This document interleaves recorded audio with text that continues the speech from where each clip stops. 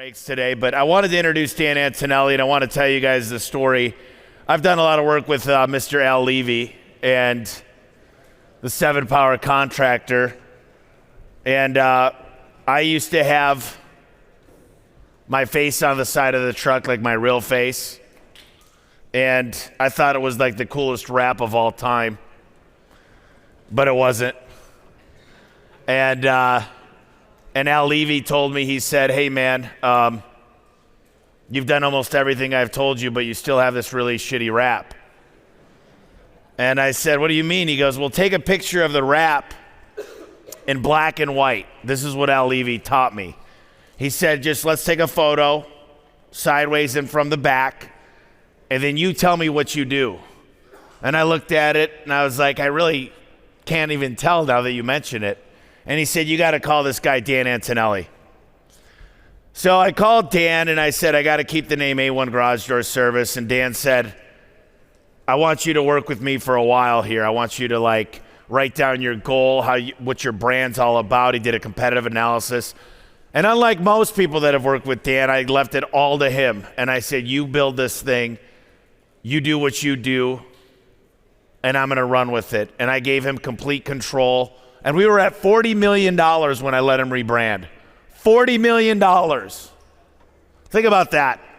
The brand is the number one thing you could start with.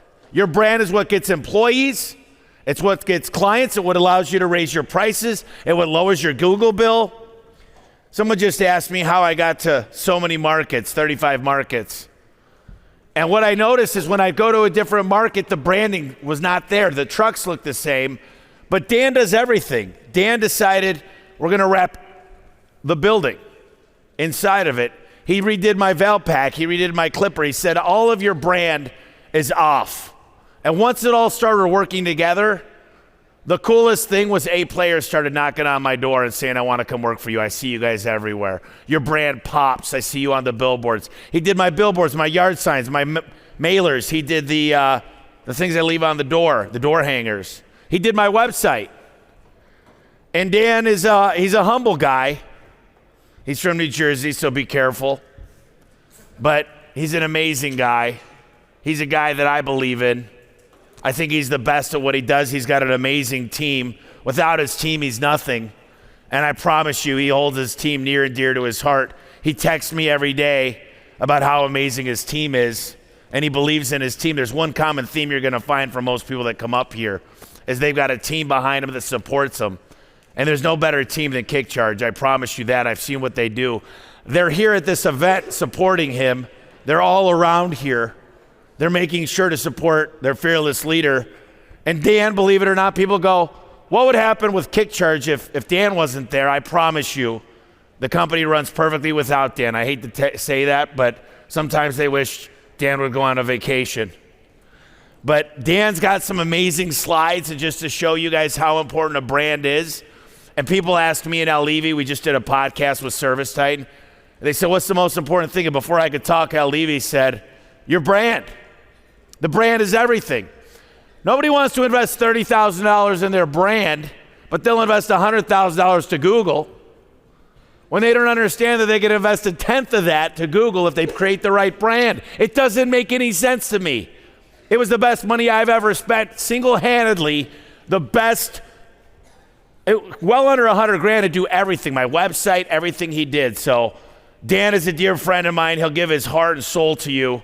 He defends his brand. He does not like everybody rips him off. I've already found 7 companies that have ripped off my little Tommy logo. And Dan gets really critical of these people. But I want to bring Dan up here. We got some amazing music for him to walk out to. He's a great friend of mine. Mr. Dan Antonelli with KickCharged.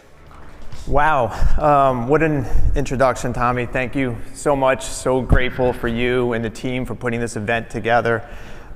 Main stage for me is really obviously super cool. I've done a lot of events where I've been in breakout sessions. Last year I did an event at Vertical Track, and I had a breakout session, and I was all excited until I found out that Al Levy was in the other breakout session going at the same time as me. So Al Levy had 300 people in his, and I had like 15 in mine, so I was a little deflated. And then Tom Howard asked me to speak at Pantheon last summer, so I was super excited about that. Of course, it was a breakout session, and who do I go up against but Tommy Mello? So I had like 10 people in my session, and Tommy had the other 400 in his. And his tent was actually right next door to mine, so all we did is hear Tommy talking while I was trying to talk. He's just slightly louder than I am. So listen, I'm so grateful to be here. We are obviously going to be talking a lot about brands.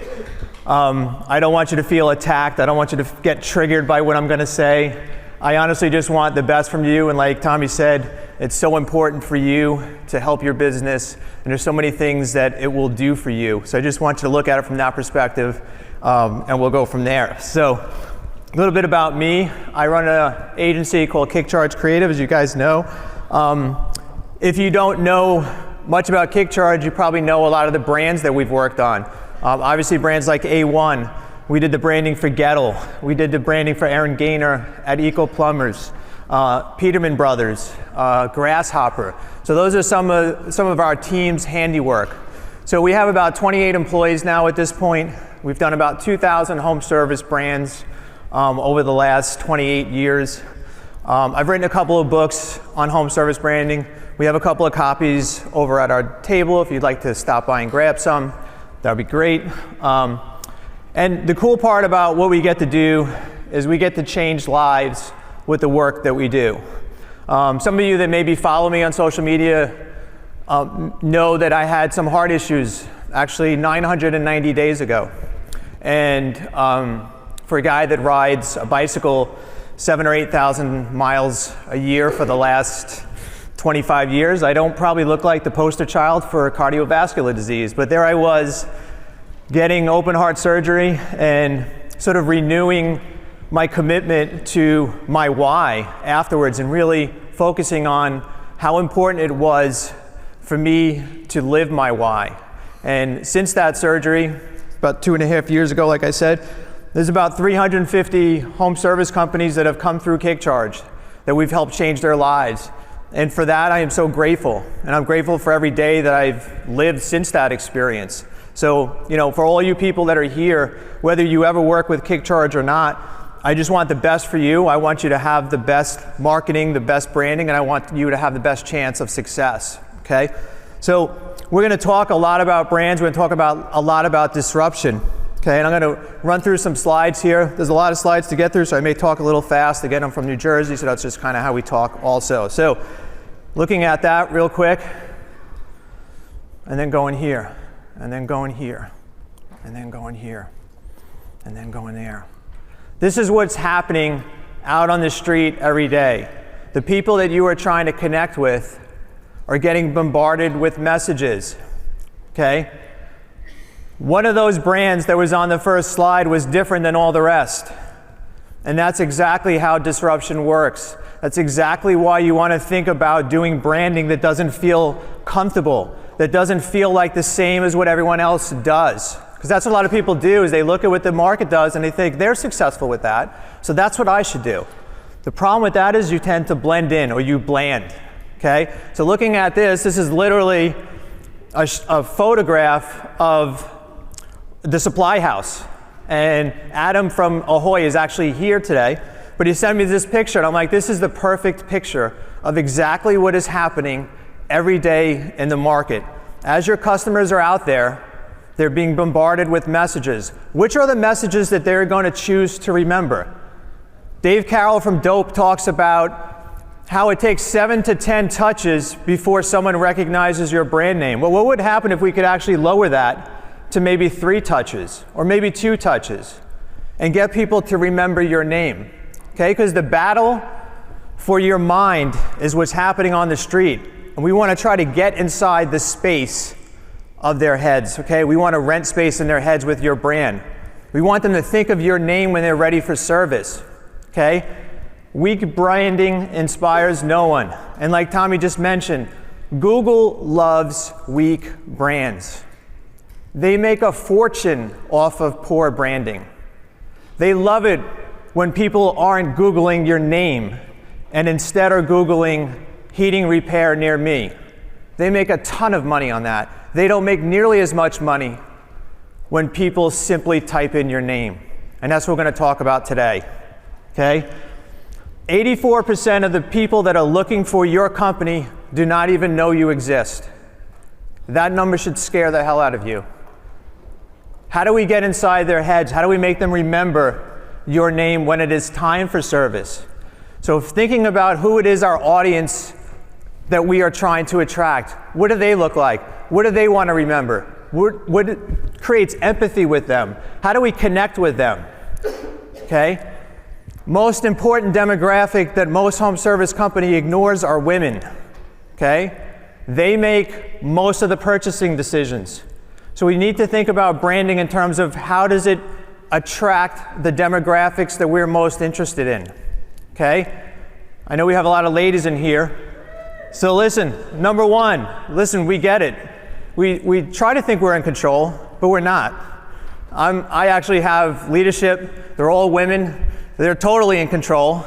They make me think that I actually have a little bit of control, but it's like this mind trick that they do, and I really have no control there. So remember that women are most important.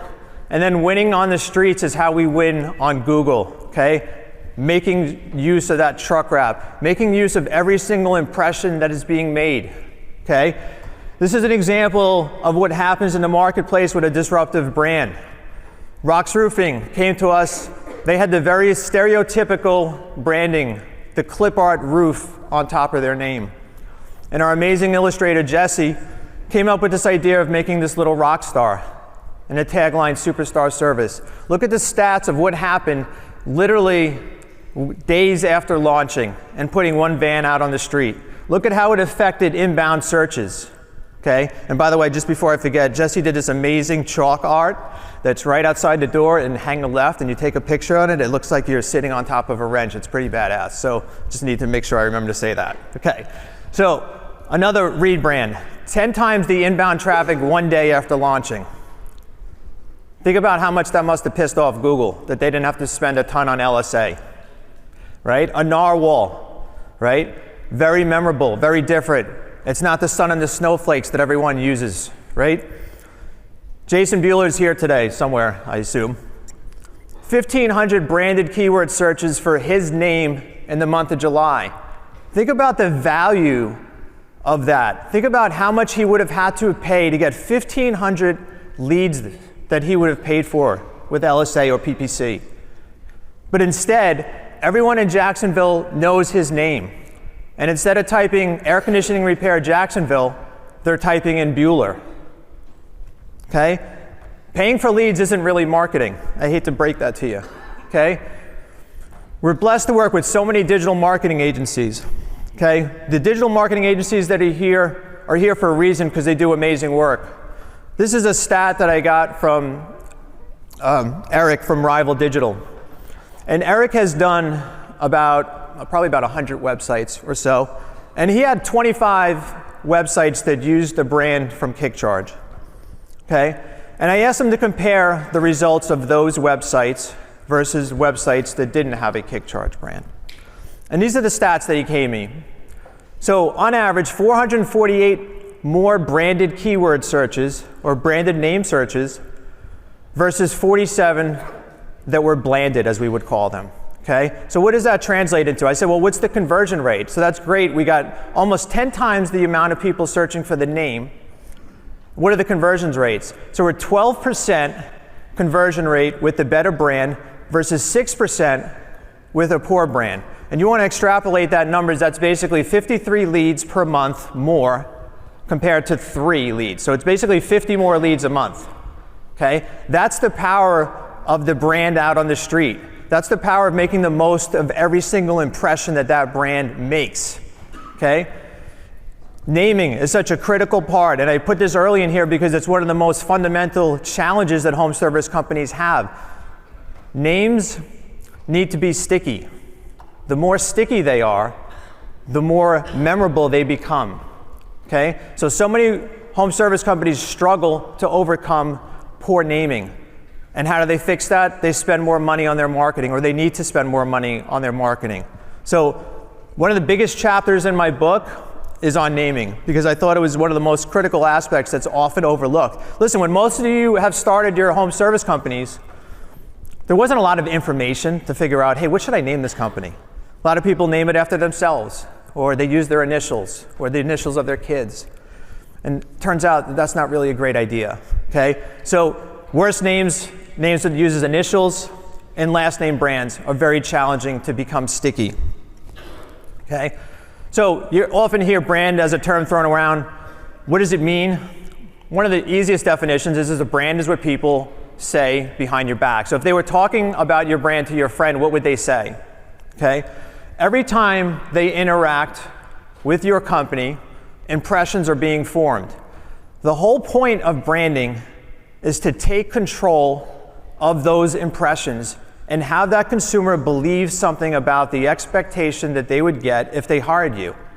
All I'm trying to do is get them to think something positive about hiring you, and I'm also trying to make it memorable so that they remember you when they need service, okay? If anybody's a fan of Suicidal Tendencies, I'm probably dating myself a little bit. There's a song they have called Subliminal, and the chorus of it says, they're effing with me subliminally. Listen, at the end of the day, that's what I'm doing. That's what I'm doing. I'm getting in their heads. I'm making them think something about the experience. And that's sort of the easiest way I can explain it. You think about the problem with average tickets. Everyone talks about raising average tickets. How do we raise our average tickets? And a lot of companies hit a wall because it doesn't look like a company that should be able to raise their average ticket. Mrs. Jones don't believe there's a reason to pay a premium for your service. The reason why she doesn't believe that often has to do with poor branding, okay? Your brand doesn't make people believe they should spend more money with you. Why would I buy an Apple laptop when I could buy a PC for much less? Well, I personally believe that the Apple laptop is better. Is it really better? Yeah, I still actually believe that too, but that's how branding works. I'm having them think something about the expectation. If I can control what Mrs. Jones thinks before you get to ring the doorbell, before they get to make the phone call and your CSR picks up the phone, if I can do all those things, you're more likely to close the sale. You're more likely to book the call, okay? This is an example of a company we did, the branding was a startup, has gone from 0 to 18 million in 24 months, uses unique colors, easy to spell name, a cute graphic. Does it look like a company that's coming to my home that's gonna screw me? That's gonna overcharge me? That's gonna rip me off? Because that's what the consumers instinctively think about contractors. They're worried about who's coming to their home, okay? This company here hired us, they're up in New England. This is a $100 million company, believe it or not, with that brand, which is incredible. Okay, you see a lot of companies that actually run a very, very successful business, you just couldn't tell by looking at them. So imagine if you could marry those things up. So who looks more professional? This is the same exact company. Who do you think can charge a higher average ticket? Even the effect of the rebrand and the revenue that was attributed to the rebrand, 16 times revenue they were able to trace back to the new brand. Okay, so think about the ROI on that and what that actually means. So I like to say that the most expensive logo that you'll ever buy is one you paid the least for. You have to read that kind of twice to sort of have it make sense, right? But what is it actually costing you? Lower average tickets, lower booking rates, higher marketing spends, higher recruitment, and poor culture, okay? That's how it's really costing you. The weaker the brand, these are the effects of that. Roy Williams, great ad person. He's worked with a number of people, worked on the Gettle brand with us. Says overspending on advertising is the tax businesses spend for being unremarkable. Again, all we're trying to do is build a brand that is remarkable, that people remember, that people associate a promise with, okay? The weaker the brand, the more money you need to spend marketing it. You could ask any of the digital marketing companies here what it's like working with a poor brand and how their results are hampered and how much it costs because people do not know the names of those companies. And they say, oh my God, we love working with your brands. You make us look like heroes because everyone knows the name before they're ready for service, which is what you want. So thinking about branding from this perspective too, and this is a good analogy to show how it really all works together. So you think about branding in terms of a wheel, right? In the center of that wheel is that logo. If you don't get that logo right, you can't have a round wheel. You can build a wheel, and maybe it'll turn, but it's going to take a ton of effort. And effort translates into money. And that's the part that we're trying to fix. So the foundation is so important. Everything is going to work so much better. And again, without that proper foundation, the ROI on all your marketing channels are going to be compromised. Okay? Better brands mean better booking rates, right? Look at the booking rate for Amanda at Grasshopper. 93% booking rate. Why is that number so high? Because before they make the phone call, they already have an expectation of excellence. They already know that this is a company that they want to choose to do business with. She has great CSRs. I'm not taking anything away from them. But it's much easier to book a call with a great brand than it is with a poor brand. That probably sounds painfully obvious, but that's the truth, okay? So the longer you wait to build a better brand, obviously the more expensive it is going to be later. Not just in the cost of redoing everything, like if you've got 10 trucks, well, then it's 10 trucks we've got to rewrap, but all the other things that it affects. So again, how do you build a remarkable brand while everyone else blands? One of the things that you hear, and you heard people talk about it, is the amount of private equity coming into the space and how scary that may be for some of you. The one thing I can say is we work with a lot of private equity, but they're very complacent. They don't want to change a lot of these companies that they acquire because they're very comfortable with a very consistent rate of return. So this is where you have an opportunity to do something different because they're not likely to invest in rebranding some of these companies that they acquire. Okay, so think of that as opportunity. I look at that as opportunity. Everyone's all afraid, oh my God, everyone's being bought up, consolidation. You can still fight because most of them are not going to be aggressive when it comes to changing the brands that they acquire. They're very good at numbers, they're just not very good at understanding brand. So Jason Bueller owned this company called Air Source America. I don't know how he missed this, but he decided to name it Air Source America instead of Bueller. So we renamed him using his last name, and average tickets increased from 6,100 to 13,000. Revenue up 2.4 to 18 million in 5 years. And the beauty of this number is that it had a less than 5% ad spend. Okay, that's the part that is proving how a brand should function and how you need less money to market it. You hear people talk all the time that you need 10% or more if you want to grow. Well, how did Jason grow to that revenue? By spending less than 5%. Well, he did it by getting sticky in people's minds. So they type in Bueller air conditioning when they need repair, not air conditioning repair Jacksonville, New Jersey. Jacksonville, Florida, sorry. So a comfort zone is a beautiful place, but nothing ever grows there, okay? Like I just said about private equity. But what got you here probably won't get you to where you want to go. And it takes guts to want to make that move. It took guts for Tommy to say what he had wasn't good enough, okay? But I like to say success in spite of a poor brand is not a valid reason to perpetuate it. This is Tommy's original brand that he was describing. And, you know, he was at 32 million, 40 million, whatever the number was roughly. But he said, this isn't going to take me to where I want to go. And that takes guts. A lot of people at that revenue size would say, why would I ever change? It's working. Look at how much I built this business. You're going to tell me this is no good? But we rebranded him. We changed a lot about the brand. We kept the things that we thought we could keep that made sense. And look at the growth since then. So Tommy, I take full responsibility actually for that growth. So thank you. So Victor's brand, you know, that white van syndrome that some people have heard me talk about, that wasn't going to get him to where he wanted to go. Look at the difference between those two impressions that are being made. Which one looks like a company that I can recruit the best talent from? Do I want to work for this company or do I want to work for this company? Okay, Aaron Gaynor, another amazing owner, operator. You're going to hear his story later about what he's built. It's an amazing story. But that was his brand. And he said, this isn't going to take me to where I want to go, Dan. And this is the rebrand. In 1 year, he's up $16 million already. Okay. And this is a smaller company at $3 million in revenue with the same problem, that white van syndrome, the blending in, not standing out. And this is the rebrand for him. He went from 3 million to 4.5 million.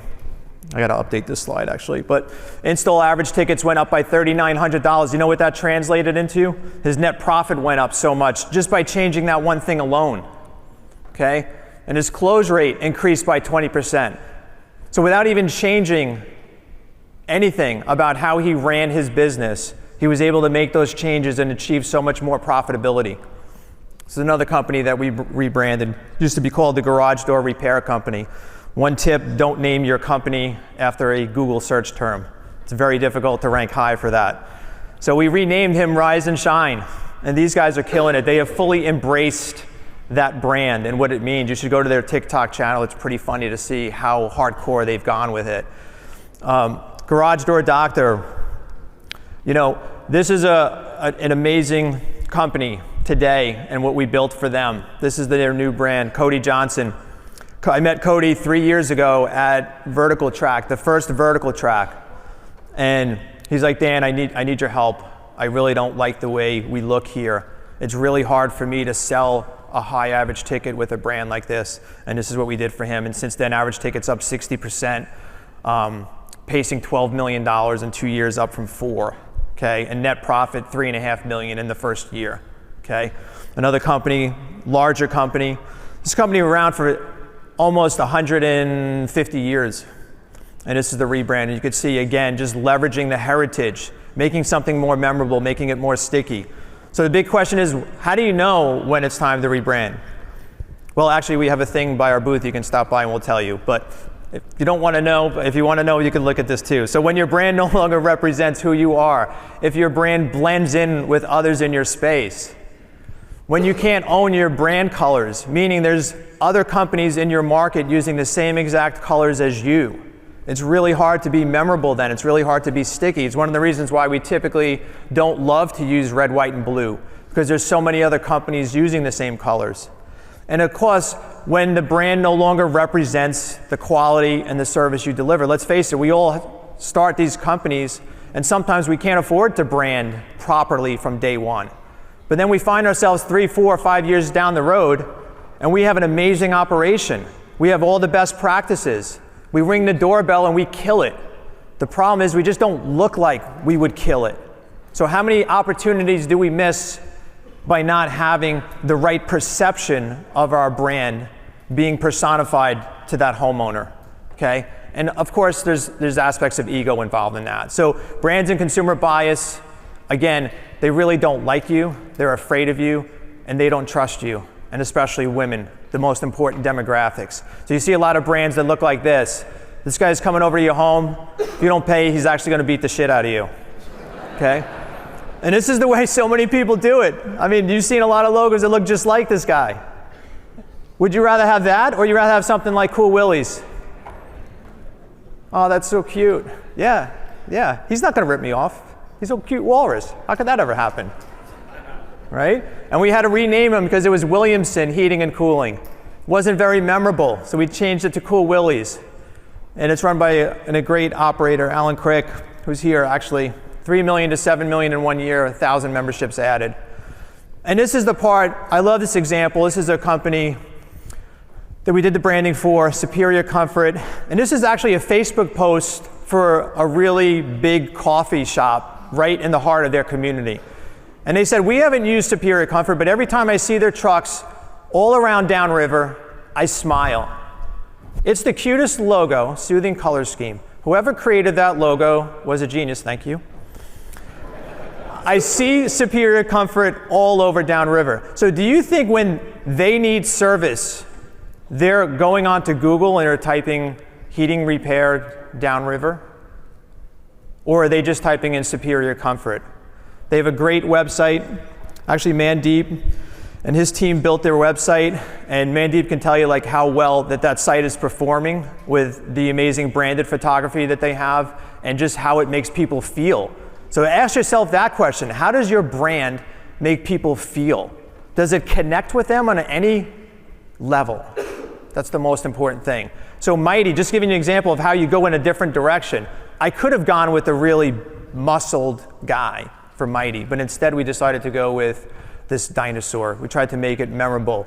They're going to hand out dinosaurs every time the technician shows up at the door for the kids. They're going to have a dinosaur as a actual mascot at community events. They're going to take pictures of it. You know what kind of magnet that is when you're at a community event and you've got a dinosaur there and the parents come rushing up to get pictures of it with their kid?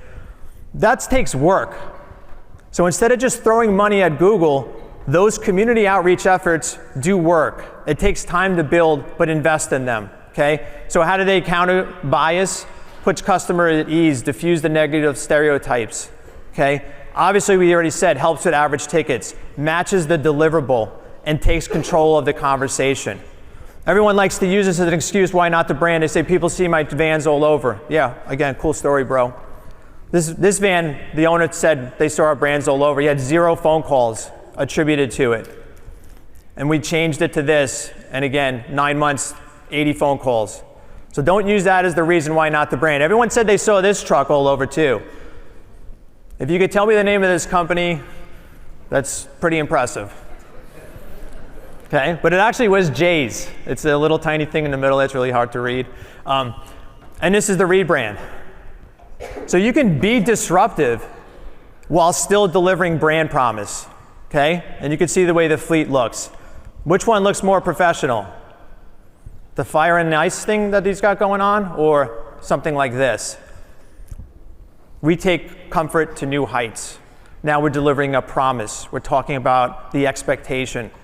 Garage door doctor, people said they saw this van all over, and this is the redesign. And he went from 5.5 to 9.5 million in 2 years on a 4.5% ad spend.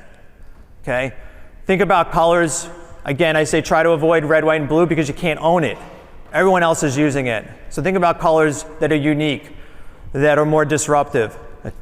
There's a few examples of color schemes that you probably haven't seen very often, and that's exactly why they work. You can see some here. You've probably seen Maynard and his wife walking around with his shirt on. Out of all the people, they stand out. That's the whole point. That's what we're talking about.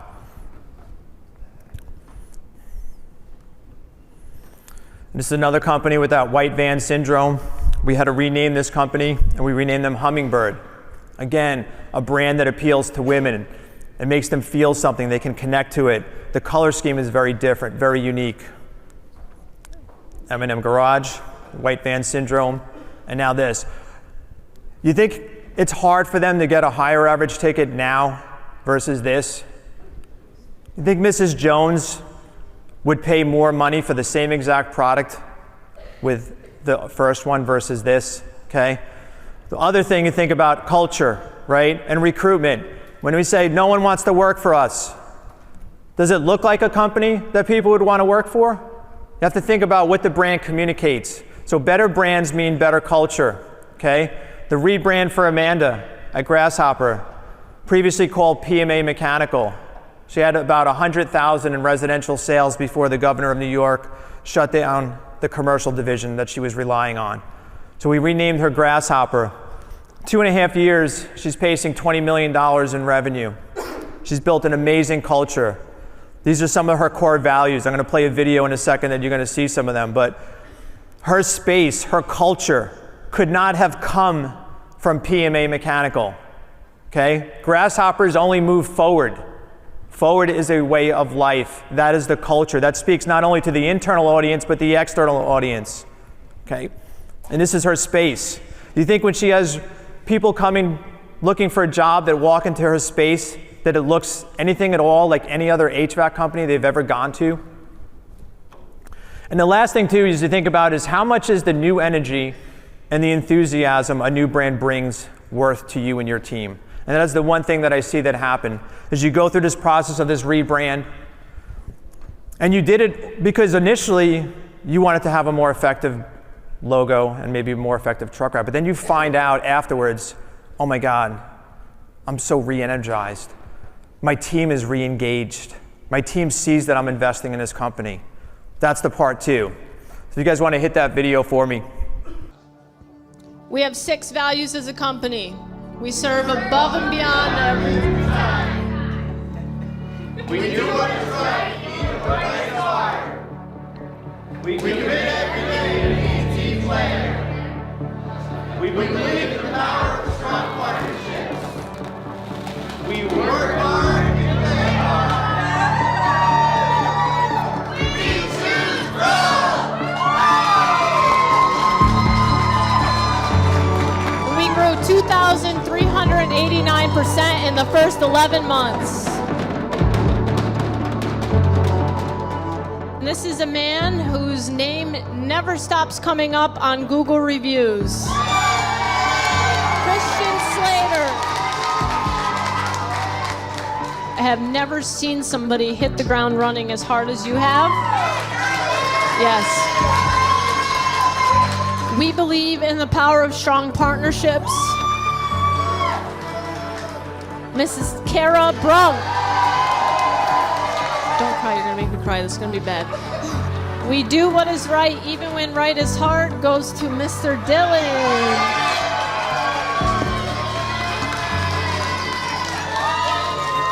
And coming here has just changed everything for me, for the better. Giving me the opportunities I've been looking for years, and have never been able to find anywhere else. And I mean, this is where it's at.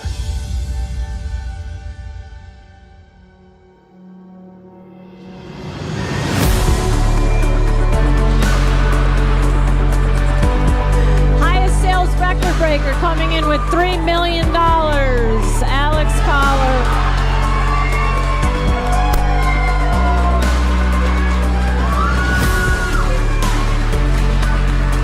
Warmer and warmer and warmer. It's actually hot, It's already done. Take your hand away.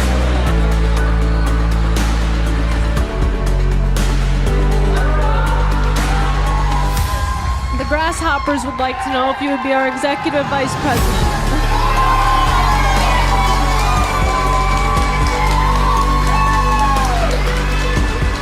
All right, you guys ready? You guys ready for the mission? Are you guys ready for the mission? Let's go! We create opportunities that change lives and lead people make great decisions. That's it.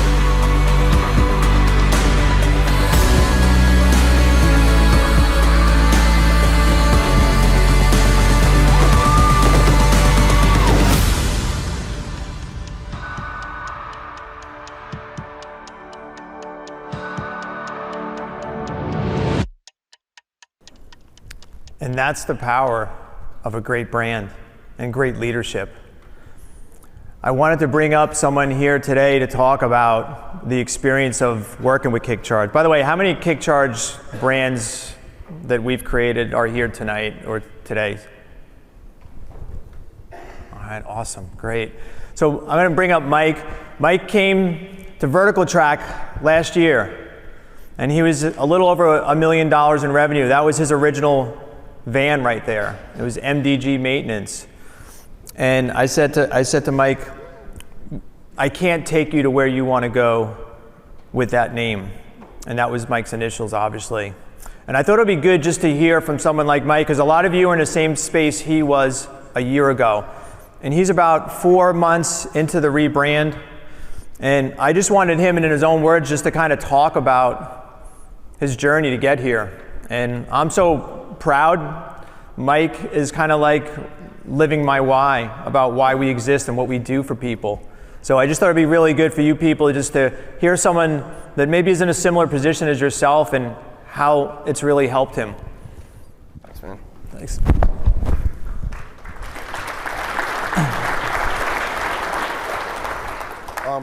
First, I would just like to just give a shout out to that amazing KickCharged team. I'm going to tell you, working with them, there's none better. None. No competition. So they're amazing, all of them, and it's a great process. First question I hear is, how can I afford it? Well, I really couldn't afford it either. But as Tommy says, you figure it out. And that's the one thing I learned last year. And that's what we did. And I can tell you the KickCharged process is easy. They make it affordable. They break it up in segments for you. You're not just writing one big check that you don't have, and you start to figure it out. And the process takes some time, and because of that time, you have time to figure it out. So that part of it, what has it done for us? Oh my God. If you saw me here last year, I didn't know what a KPI was. I didn't know anything. I didn't know I had a shitty brand. Shoulders down. Our call volume is increasing like crazy. Our LSA ads are already going down. It's, oh my God, where'd you guys come from? Did you just import all these trucks out of nowhere? We have no more trucks on the road. In fact, we have less because we didn't bring some of our crappy trucks with us. So that part is insane. The perceived value from our clients is amazing. Our team pulls up and it's just, already they see the value in what they're getting. Our close rates are going up. More importantly, what it's done for our internal team and our culture. We worked really hard over the past year to work on our culture and really change it. If you want to see a bunch of grown men get emotional, when we put the shirts on for the first time and that first ProMaster rolled in the parking lot, I'm getting a little choked up about it. What it did to see our whole team come together was, I don't have any words to describe it. It was amazing.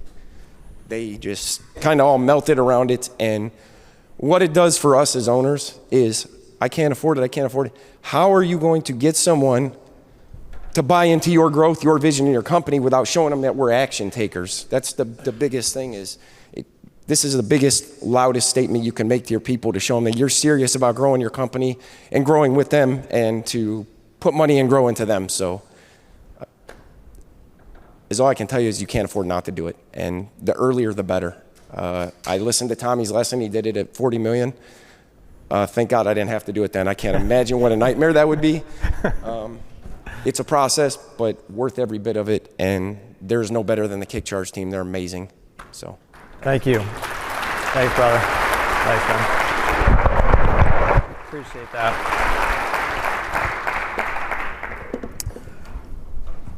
And this is just another example showing how the brand was integrated. So, the book that I wrote really talks a lot about this. And the real reason why I wrote the book is because I was so frustrated with how many mistakes that were being made. And I thought, if I can write this book and I can help some owners avoid making these costly errors, then I'm winning. And that's really ultimately my goal.